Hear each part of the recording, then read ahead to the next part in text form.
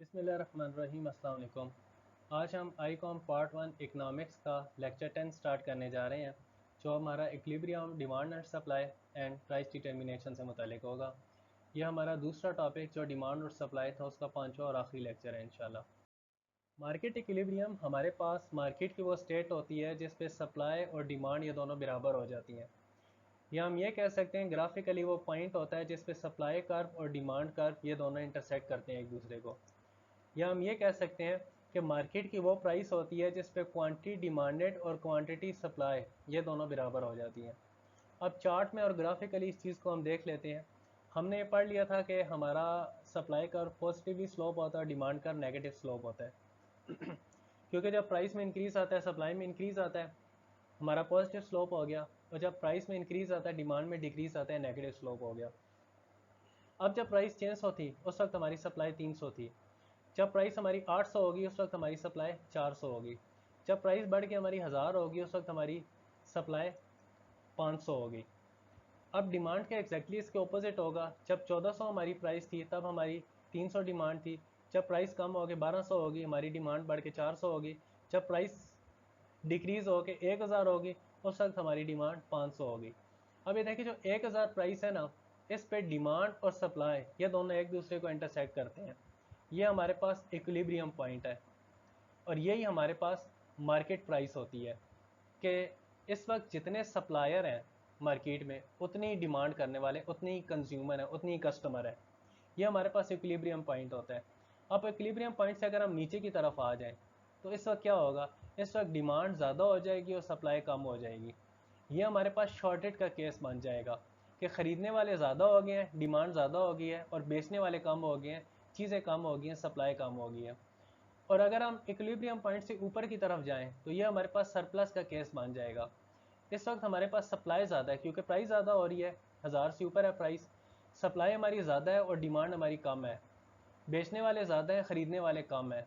तो 1000 से अगर प्राइस ऊपर जाएगी हमारे पास सरप्लस हो जाएगा। 1000 से प्राइस नीचे आएगी तो इस वक्त ख़रीदार ज़्यादा हो जाएंगे, बेचने वाले कम हो जाएंगे, हमारे पास शॉर्टेज हो जाएगी। तो सरप्लस हो या शॉर्टेज हो, दोनों कंडीशन में मार्केट अपने आप को इक्विलिब्रियम पे लेके आती है। क्योंकि देखें, जब डिमांड ज़्यादा होगी, चीज़ें कम है, तो उन चीज़ों की प्राइस ऑटोमेटिकली बढ़ने लग पड़ेगी जब तक हम पॉइंट ई पे ना आ जाएं। और अगर 1000 से ज़्यादा प्राइस होगी है तो बिकने के लिए चीज़ें ज़्यादा आई हैं और ख़रीदने वाले लोग कम हैं, तो ऑटोमेटिकली प्राइसेस कम होना शुरू हो जाएंगी यहाँ तक कि हम पॉइंट ई पे ना आ जाएं। 1000 प्राइस और 500 हम क्वांटिटी और सप्लाई पे ना आ जाएं। ये हमारे पास इक्विलिब्रियम पॉइंट है।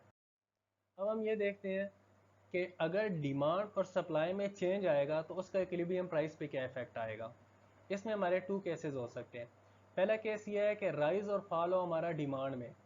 अगर डिमांड हमारी फॉर एग्जांपल इंक्रीज़ कर जाती है तो इक्विलिब्रियम प्राइस और क्वांटिटी दोनों इंक्रीज़ कर जाएंगे, और इसका वाइस वर्सा कि अगर डिमांड हमारी डिक्रीज़ कर जाती है तो इक्विलिब्रियम प्राइस और क्वांटिटी दोनों डिक्रीज़ कर जाएंगे। अब इसमें हम ग्राफिकली देख लेते हैं। फॉर एग्जांपल पहले हम ब्लू डिमांड कर पे थे, रेड हमारा सप्लाई कर्व है।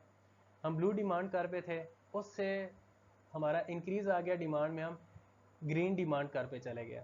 इस वक्त हमारे पास क्या होगा, प्राइस में भी हमारा इंक्रीज़ आ गया 3 से 350 होगी, और क्वांटिटी में भी इंक्रीज़ आ गया 6 से 650 होगी। दूसरा केस क्या हो सकता है, हम ब्लू डिमांड कर्व थे वहाँ से डिक्रीज़ करके हमारी डिमांड डिक्रीज़ हो जाती है, हम येलो डिमांड कर्व पे आ जाते हैं। इस केस में क्या होगा, प्राइस भी हमारी डिक्रीज़ करके आएगी, 350 से 250 हो जाएगी, और डिमांड भी हमारी डिक्रीज़ कर जाएगी, 600 से 550 हो जाएगी। तो देखें, जब हम इंक्रीज़ किया था हमारी डिमांड ने, हम ग्रीन डिमांड कर पे गए थे तो उस वक्त प्राइस और क्वांटिटी दोनों इंक्रीज़ हो गई थी। और जब हमने डिक्रीज़ किया, हम येलो डिमांड कर पे गए, तो उस वक्त हमारी प्राइस और क्वांटिटी दोनों डिक्रीज़ हो गई। ये हमारे पास हो गया राइज और फॉल इन डिमांड का केस। दूसरा हमारे पास rise and fall in supply का केस आ जाता है। अब सप्लाई अगर इंक्रीज होती है तो उस वक्त प्राइस डिक्रीज हो जाएगी और क्वांटिटी ऑफ प्रोडक्ट हमारे पास इंक्रीज हो जाएगी, और इसका वाइस वर्सा। यानी अगर सप्लाई हमारे पास डिक्रीज होती है तो प्राइस हमारे पास इंक्रीज हो जाएगी, क्वांटिटी सप्लाई हमारे पास डिक्रीज हो जाएगी। इसका भी हम ग्राफिकली देख लेते हैं। अब ये देखें, ब्लू तो हमारे पास हो गया डिमांड कर्व, रेड हमारे पास है सप्लाई कर्व जिस पे हम इनिशियली थे। इस वक्त हमारे पास 300 प्राइस थी और 600 हमारे पास डिमांड थी। अब क्या हुआ, अब सप्लाई हमारी इंक्रीज़ हो जाती है, हम ग्रीन अपने डिमांड सप्लाई कर पे चले जाते हैं। जब ग्रीन पे हम गए तो हमारी प्राइस डिक्रीज़ हो गई और यहाँ हमारी क्वांटिटी ऑफ प्रोडक्ट इंक्रीज़ हो गई।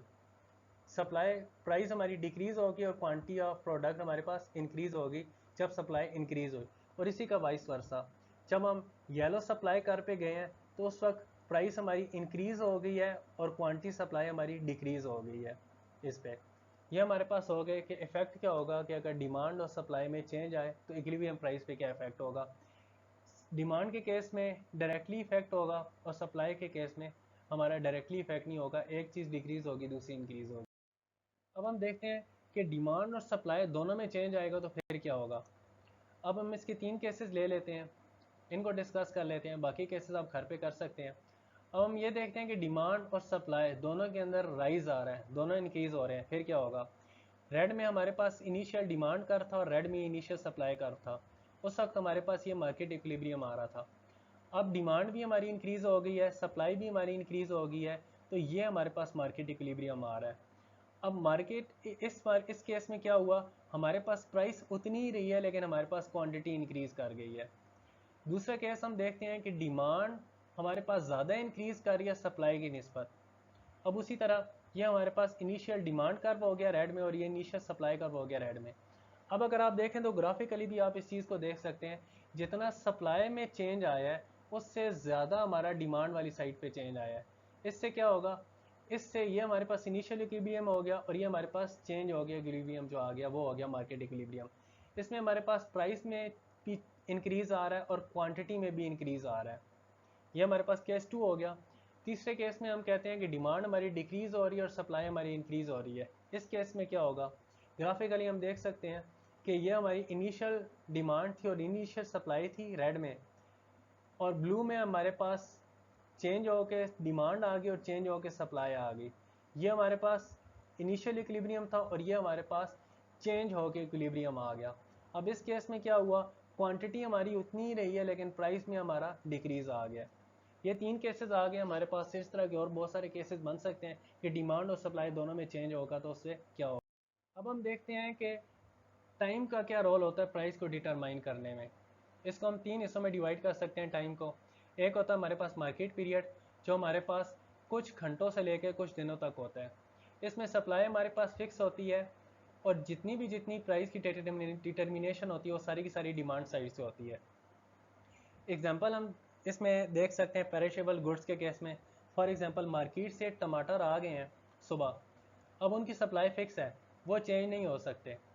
अब अगर डिमांड इंक्रीज़ कर जाती है तो क्या होगा, टमाटरों की प्राइस इंक्रीज़ कर जाएगी, क्वांटिटी में अंदर फ़र्क नहीं आ सकता, सप्लाई के अंदर चेंज नहीं आ सकता।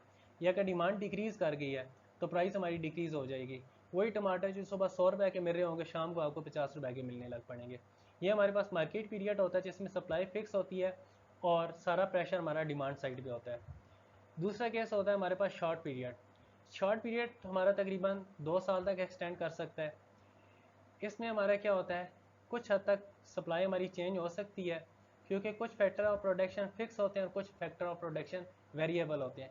उन वेरिएबल फैक्टर ऑफ प्रोडक्शन की वजह से सप्लाई कुछ हद तक तो इंक्रीज़ हो सकती है लेकिन फिक्स्ड फैक्टर ऑफ प्रोडक्शन की वजह से वो स्पेसिफिक हद से आगे इंक्रीज़ नहीं हो सकती। जैसे हम इसमें देख लेते हैं, फॉर एग्जांपल हमारे पास 4-5 मोटरसाइकिल बनाने वाली फैक्ट्री हैं। अब अगर हमारी 2 साल के अंदर अंदर हम देखें डिमांड इंक्रीज़ हो जाती है अगर बाइक्स की, तो वो 1.5 लाख से 3 लाख 4 लाख तक तो एक्सटेंड कर सकती हैं। ठीक है, कुछ हद तक तो सप्लाई में इंक्रीज़ आ जाता है लेकिन उससे ज़्यादा वो इंक्रीज़ नहीं कर सकती। फिर अगर इससे भी ज़्यादा डिमांड इंक्रीज़ हो जाएगी तो फिर हमारा प्राइस पे सारे का सारा प्रेशर जाएगा। तीसरा केस हमारे पास आ जाता है लॉन्ग पीरियड।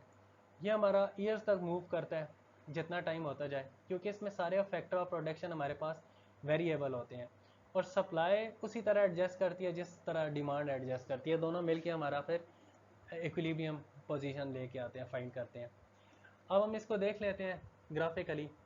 ये हमारे पास S1 है जिसमें हमारे पास सप्लाई फिक्स है। S2 में हमारे पास सप्लाई कुछ हद तक फिक्स, कुछ हद तक वेरिएबल आगे जाके फिक्स हो जाती है। और S3 में हमारे पास सारी की सारी सप्लाई वेरिएबल है। अब डिमांड हमारी इंक्रीज़ कर जाती है, हम D1 से D2 पे चले जाते हैं। ये हमारे पास इक्विलिब्रियम पॉइंट था इस पे फॉर एग्जांपल 10 प्राइस थी हमारी, जब प्राइस इंक्रीज़ कर गई है S1 के केस में क्या होगा, सारे का सारा प्रेशर जाएगा प्राइस वाली साइड पे, क्योंकि उस वक्त क्वांटिटी हम इंक्रीज़ कर नहीं सकते हैं S1 के केस में। S2 के केस में क्या होगा, कुछ हद तक क्वांटिटी में इंक्रीज़ आ जाएगा, बाकी सारा प्रेशर जाएगा प्राइस पे। S3 के केस में क्या होगा, हमारा जितना प्रेशर क्वांटिटी भी क्या है उतना ही प्राइस पे जाएगा। फॉर एग्जांपल S3 के केस में प्राइस 10 से बढ़ के हमारी 20 हो जाती है और क्वांटिटी भी यहाँ हमारी 10 से बढ़ के 20 हो जाती है S3 के केस में। S2 के केस में थोड़ी बहुत क्वांटिटी इंक्रीज़ करती है, लेकिन बाकी सारा प्रेशर प्राइस पे जाता है तो प्राइस बढ़ के 30 हो जाती है। और S1 के केस में हमारे पास सारे का सारा प्रेशर प्राइस पे जाता है, ये हमारी 40 हो जाती है और क्वांटिटी हमारी बिल्कुल इंक्रीज़ नहीं कर सकती। तो ये आपने देख लिया कि कैसे टाइम के हवाले से प्राइस डिटरमाइन होती है। S1 के केस में यानी मार्केट पीरियड में, S2 के केस में शॉर्ट पीरियड में और S3 के केस में लॉन्ग पीरियड में। उम्मीद करता हूँ आपको आज का लेक्चर समझ में आया होगा। इंशाल्लाह मिलते हैं इन नए लेक्चर के साथ, तब तक के लिए अल्लाह हाफ़िज़।